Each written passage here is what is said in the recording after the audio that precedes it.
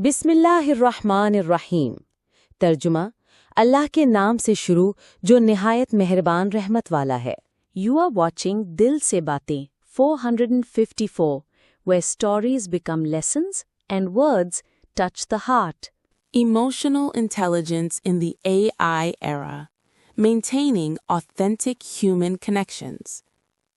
In the age of artificial intelligence, life became fast and efficient.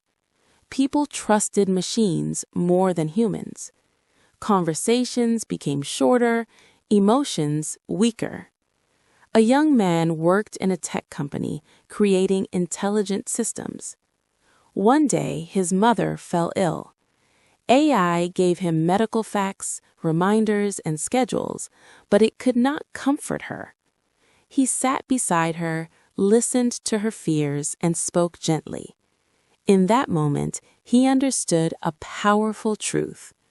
Technology can assist life, but emotional intelligence gives life meaning. Moral: no machine can replace empathy, compassion, and genuine human connection.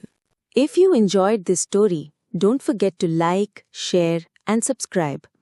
You were watching Dil Se Baatein 454, where stories become lessons and words touch the heart. We'll meet again with another heartfelt story.